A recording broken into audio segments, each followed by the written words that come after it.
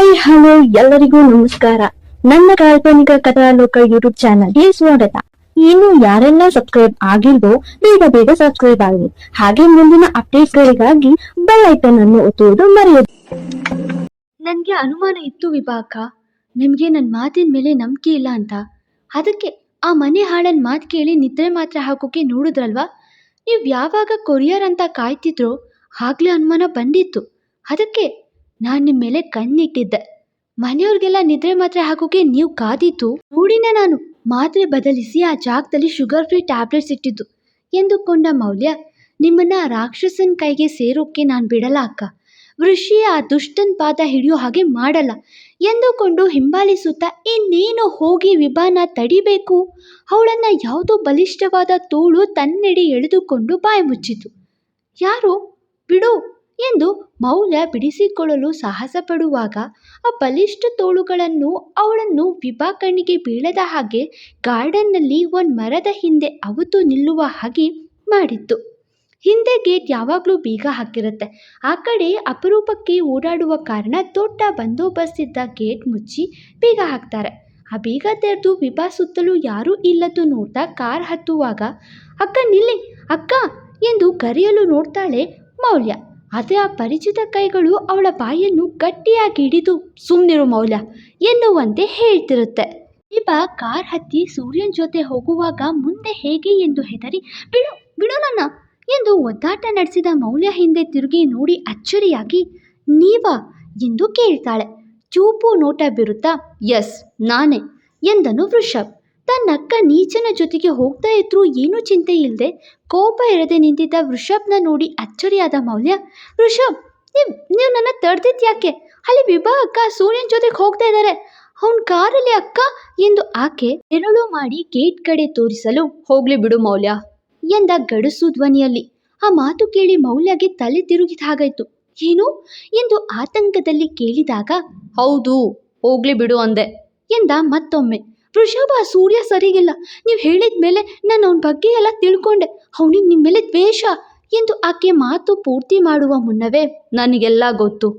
ನೀನೇನು ಅನ್ಕೊಂಡೆ ವೃಷಭ್ ವರ್ಧನ್ ಸೂರ್ಯ ವಿಚಾರವನ್ನು ಅಲ್ಲೇ ಬಿಟ್ಟು ಬಿಟ್ಟ ಅಂತನಾ? ವೃಷಭ್ಗೆ ಬಿಟ್ಟು ಹಿಡಿದು ಅಭ್ಯಾಸ. ಆ ಸೂರ್ಯನನ್ನು ಹೇಗೆ ಹಿಡಿಬೇಕು ಅಂತ ಪ್ಲಾನ್ ಮಾಡ್ತಿದ್ದೆ, ಅದೇ ಮಾಡ್ತಾ ಇದ್ದೀನಿ ಎಂದ. ಅವನ ಮಾತುಗಳೇ ಮೌಲ್ಯಗೆ ಅರ್ಥ ಆಗ್ತಿಲ್ಲ. ವೃಷಭ್ ನೀವು ಏನು ಹೇಳ್ತಾ ಇದ್ದೀರಾ? ಅಲ್ಲಿ ಅಕ್ಕ ಆ ನೀಚನ ಜೊತೆಗೆ ಹೋದ್ರು, ಅವ್ನು ಏನು ಮಾಡ್ತಾನೆ ಅಂತ ಅಂದಾಜಿಲ್ಲ ನಿಮಗೆ. ಬಿಟ್ಟು ಹಿಡಿಯುವ ವಿಚಾರನ ಇದು? ಅವನ ಅಕ್ಕನ ಲೈಫ್ ಜೊತೆಗೆ ಆಟ ಆಡಿ ಏನಾದರೂ ಪ್ರಾಬ್ಲಮ್ ಮಾಡಿದ್ರೆ ಹಾಗೆ ಏನು ಮಾಡ್ತೀರಾ? ನಿಮಗೆ ಇದು ಆಟ ಅನ್ಸುತ್ತಾ? ನಡೀರಿ ಮೊದಲು ಅಕ್ಕನನ್ನು ಸೇಫ್ ಮಾಡೋಣ ಎಂದು ಆಕೆ ಹೇಳುವಾಗ ವೃಷಭ್ ಮೊಗದಲ್ಲಿ ನಗು ಮೂಡಿತ್ತು. ಅದರ ಅರ್ಥ ತಿಳಿಯದ ಮೌಲ್ಯಗೆ ಕೋಪ ಬಂತು. ಇತ್ತ ಪೇಷಂಟ್ ರೆಕಾರ್ಡ್ ತೆರೆಯಲು ಕೆಲ ಫಾರ್ಮ್ ಫಿಲ್ ಮಾಡಬೇಕಿತ್ತು.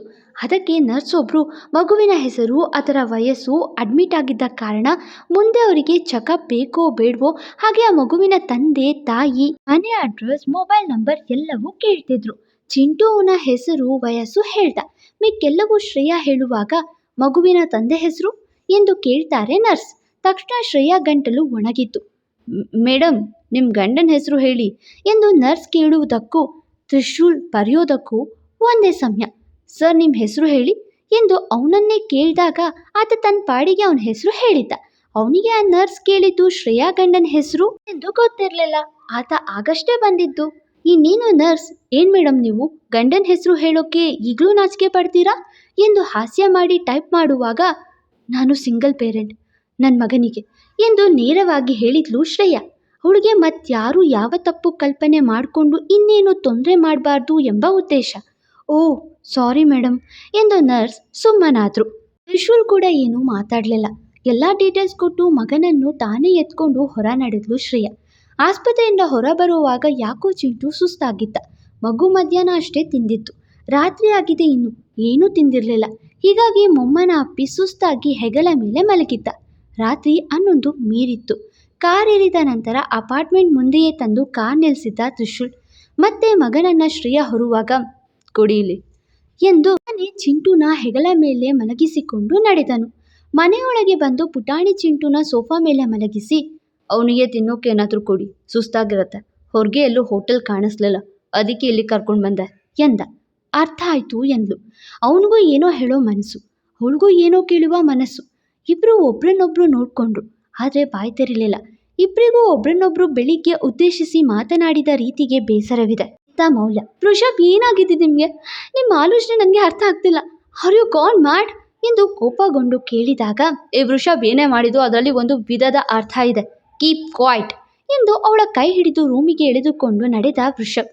ರೂಮಿಗೆ ಬಂದು ಬಾಗಿಲಾಕಿ, ನೀನು ಆರಾಮಾಗಿ ಮಲಗು, ಅರ್ಚಿ ಕಿರ್ಚಿ ಟ್ರಬಲ್ ಮಾಡಬೇಡ ಎಂದ. ವೃಷಭ್, ಏನಾಗಿದೆ ನಿಮಗೆ? ಅಕ್ಕನ ಮೇಲೆ ಕೋಪನ? ಅವ್ರು ತಪ್ಪು ಮಾಡಿದ್ರು ಅಂತ ಬೇಸರವ? ಏನೋ ಗೊತ್ತಿಲ್ಲದೆ ಮಾಡಿರಬಹುದು, ಪ್ಲೀಸ್ ಅವರನ್ನು ಕಾಪಾಡಿ ಎಂದು ಮೌಲ್ಯ ಒಂದೇ ಸಮನೆ ಕೇಳ್ತಾನೆ ಇದ್ದಾಳೆ. ಆದರೆ ಅವಳಿಗೆ ಮಾಹಿತಿ ಕೊಡೋದು ಬಿಟ್ಟು ತನ್ನ ಲ್ಯಾಪ್ಟಾಪ್ ತೆರೆದು ಏನೋ ನೋಡ್ತಾ ಕೂತ ವೃಷಭ್. ಅವನು ಕೂತ ಜಾಗಕ್ಕೆ ಬಂದು, ಸ್ವಂತ ಅಕ್ಕ ಅಂತಲೂ ನೋಡ್ತಿ ದ್ವೇಷ ಮಾಡ್ತಾ ಇರೋ ತಮ್ಮ ನೀವು ಒಬ್ಬರೇ ಅನಿಸುತ್ತೆ ಭೂಮಿ ಮೇಲೆ. ವೃಷಭ್, ಪ್ಲೀಸ್ ಕೇಳಿಸ್ಕೊ ವೃಷಭ್ ಎಂದು ಕೇಳ್ತಾ ನಿಂತಳು. ಆತ ತನ್ನ ಪಾಡಿಗೇನೋ ಮಾಡ್ತಿದ್ದ. ತುಂಬ ತಡವಾಗಿತ್ತು. ತ್ರಿಶೂಲ್ ಇನ್ನೇನು ಮನೆಯಿಂದ ಹೊರಗೆ ಹೋಗಬೇಕು, ಯಾಕೋ ಅವನ ಮನಸ್ಸು ತಾಳಲಿಲ್ಲ. ಶ್ರೇಯಾ ಎಂದು ಆತ ಕರೆಯುವುದಕ್ಕೂ ಹೀಗೆ ಹೋಗುತ್ತಿದ್ದವನ ತ್ರಿಶೂಲ್ ಎಂದು ಕರೆಯುವುದಕ್ಕೂ ಒಂದೇ ಸಮಯ. ಹೇಳಿ ಎಂದು ಅವನು, ಹೇಳಿ ಎಂದು ಇವಳು. ಮತ್ತೆ ಇಬ್ಬರ ಮಾತು ಒಂದೇ ಆಗಿತ್ತು. ನೀವು ಹೇಳಿ ತ್ರಿಶೂಲ್ ಎಂದಳು ಕೊಂಚ ಆಲೋಚಿಸಿ. ಶ್ರೇಯಾ, ನನ್ನ ತಾತ ಯಾವಾಗಲೂ ಹೇಳ್ತಾ ಇರ್ತಾರೆ, ನಾನು ಅರ್ಧ ಅಮಾವಾಸ್ಯೆಯ ರಾತ್ರಿ ಹುಟ್ಟಿದವನು, ಅದಕ್ಕೆ ತಾಳ್ಮೆ ಕಮ್ಮಿ ಅಂತ. ಅದು ಯಾಕೆ ಅಂತ ಇವತ್ತು ಗೊತ್ತಾಯಿತು. ನಿಮ್ಮ ಬಗ್ಗೆ ಸರಿಯಾಗಿ ತಿಳಿದೆ, ಏನೂ ಅರ್ಥ ಮಾಡ್ಕೊಳ್ದೆ ನಿಮ್ಮನ್ನು ಬಾಯಿಗೆ ಬಂದಂತೆ ನಿಂದಿಸ್ದೆ. ನಿಮ್ಮ ಪರಿಸ್ಥಿತಿ ಬಗ್ಗೆ ಮಾಹಿತಿ ಇಲ್ಲದೆ ಹಿನ್ನೆಲೆ ತಿಳಿಯುವ ಪ್ರಯತ್ನ ಕೂಡ ಮಾಡಿದೆ. ಏನೇನೋ ಹೇಳಿ ನೋಯಿಸ್ದೆ.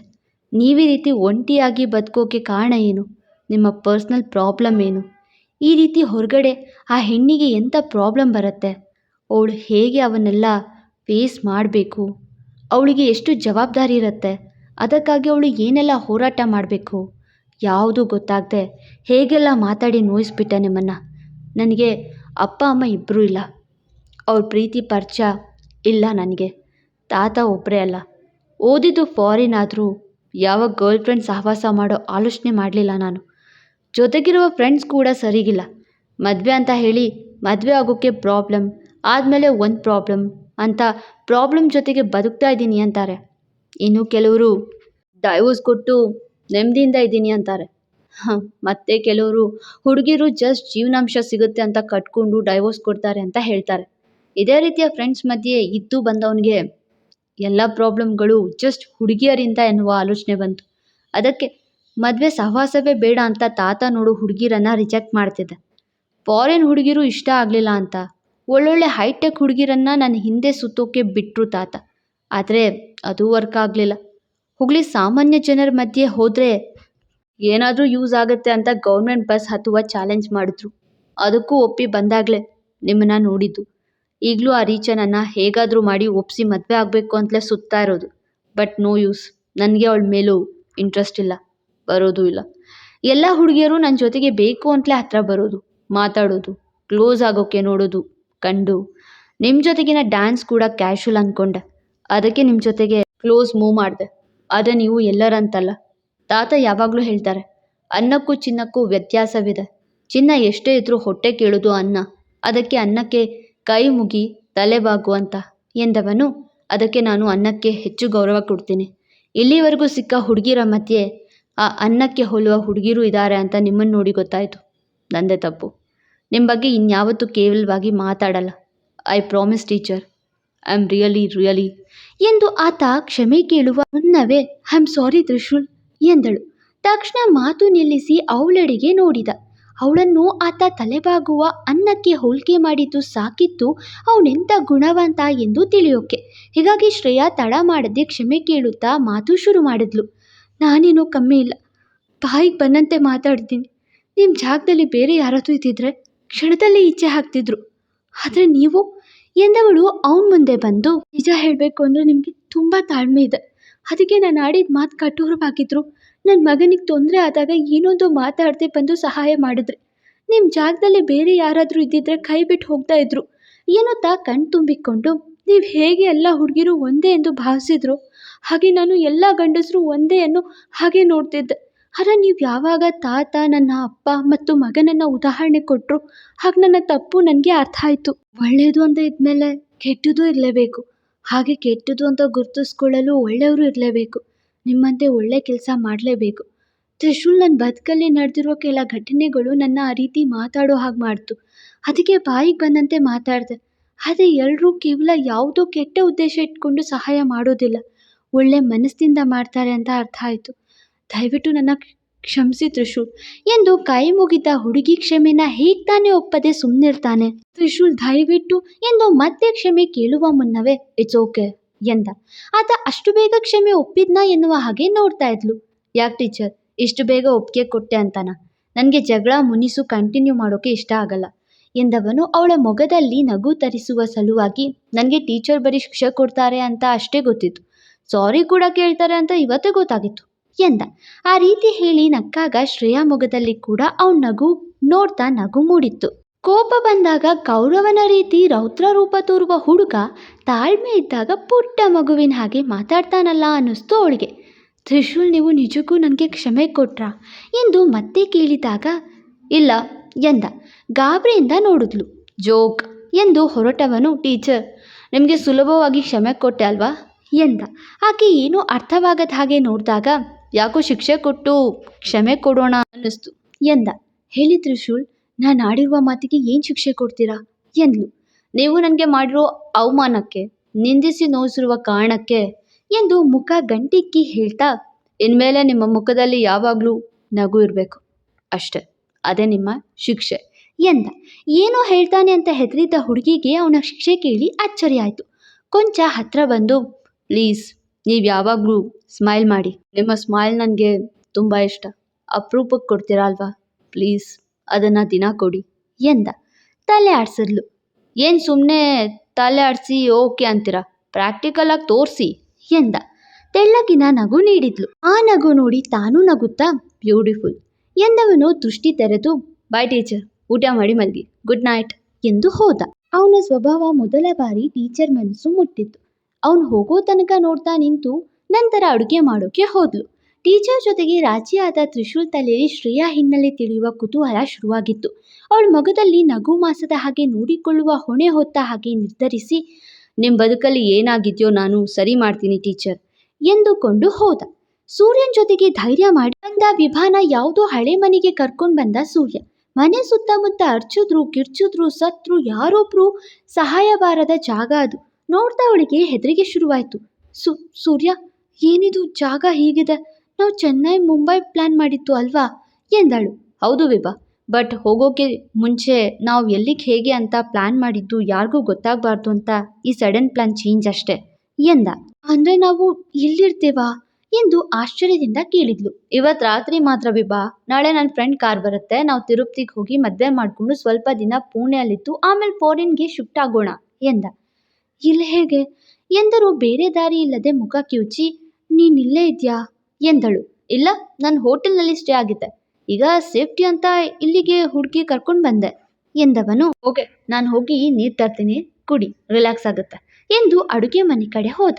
ಆ ಮನೆ ಹುಡುಗಿ ಎಲ್ಲ ವಸ್ತು ಚೆಲ್ಲಾಪಿಲ್ಲಿ ಆಗಿತ್ತು. ಹಳೆ ಟಿವಿ, ಹಳೆ ಫ್ಯಾನ್ ಎಲ್ಲವೂ ಅವಳಿಗೆ ಹೊಟ್ಟೆ ಕಿವಿಸ್ತು. ದೊಡ್ಡ ವಿಲ್ಲ ನೋಡಿದ್ದ ಹುಡುಗಿ ಅವಳು. ಇಂಥ ಕೊಳುಕು ಜಾಗಕ್ಕೆ ಬಂದರೆ ಇನ್ನೇನಾಗತ್ತೆ? ನೀರು ತಂದು ಕೊಡುವ ಹಾಗೆ ಬಂದು ಎಡವಿ ಅವಳ ಮೇಲೆ ಚೆಲ್ಲಿದ. ಒಂದು ಪೂರಾ ಮಗ್ ಚೆಲ್ಲಿದ ಕಾರಣ ಅವಳ ಬಟ್ಟೆ ಪೂರ್ತಿ ಒದ್ದೆ ಆಯಿತು. ಸೂರ್ಯ ಏನಿದು ಎಂದು ಬಟ್ಟೆ ಕೊಡವಿಕೊಂಡ್ಳು. ಒದ್ದೆ ಬಟ್ಟೆಯಲ್ಲಿ ಅವಳ ಒಳ ಬಟ್ಟೆ ಜೊತೆಗೆ ಅವಳ ದೇಹದ ಆಕಾರ ಕಣ್ಣು ಕುಕ್ಕುವ ಹಾಗಿತ್ತು. ಅವಳಿಗೆ ಮುಜುಗರವಾಯಿತು. ಸಾರಿ ವಿಭಾ, ಐ ಆಮ್ ಸೋ ಸಾರಿ ಎಂದವನು. ಇಲ್ಲೇ ರೂಮ್ ಇದೆ, ಹೋಗಿ ಚೇಂಜ್ ಮಾಡು, ಹೇಗಿದ್ರು ಬಟ್ಟೆ ಬ್ಯಾಗ್ ಇದೆಯಲ್ವಾ ಎಂದ. ತಲೆ ಆಡಿಸಿ ಹೋದ್ಲು. ಮೈ ತೋರುವ ರೀತಿ ಕಾಣ್ತಿದ್ದ ಬಟ್ಟೆ ಅವಳಿಗೆ ಹಿಂಸೆ ಅನ್ನಿಸ್ತು. ಅವಳು ರೂಮ್ ಸೇರಿದ ಕೂಡಲೇ ಋಷಭ್, ನಿನ್ನ ಅಕ್ಕನ ಲೈಫ್ ಈಗ ಸೂರ್ಯನ ಕೈಯಲ್ಲಿ ಎಂದುಕೊಂಡು ನಕ್ಕನು ಕೇಳಿ. ತಪ್ಪು ಮಾಡಿದ್ಲಾ ವಿಭಾ? ಅತ್ತ ವೃಷಭ್ ಯಾಕೆ ಅಷ್ಟು ಸೈಲೆಂಟ್ ಆಗಿರೋದು? ಮೌಲ್ಯ ಅಷ್ಟು ಅರ್ಚಿ ಕಿರ್ಚಿ ಕೇಳಿದ್ರು ಯಾಕೆ ಕೂಲಾಗಿದ್ದಾನೆ? ಏನು ಮಾಡ್ತಿದ್ದಾನೆ? ಹೇಗೆ ಬಿಟ್ಟು ಹಿಡಿತಾನೆ ನೋಡೋಣ. ಅಂತೂ ಇಂತೂ ಟೀಚರ್ ಮತ್ತು ಸ್ಟೂಡೆಂಟ್ ಒಂದಾದರು. ಅಂದರೆ ಸಣ್ಣದಾಗಿ ಒಂದು ಅಂಡರ್ಸ್ಟ್ಯಾಂಡಿಂಗಿಗೆ ಬಂದರು. ಅಸಲಿ ಕತೆ ಏನು, ಶ್ರೇಯಾ ಲೈಫ್ನಲ್ಲಿ ಏನಾಗಿದೆ ಮುಂದೆ ತಿಳಿಯೋಣ. ಮತ್ತೆ ಸಿಗುವ. Thank you. ಫಾಲೋ ಮಾಡಿ ಕಾಲ್ಪನಿಕ ಕಥಾಲೋಕ. ಮತ್ತೆ ಸಿಗುವ.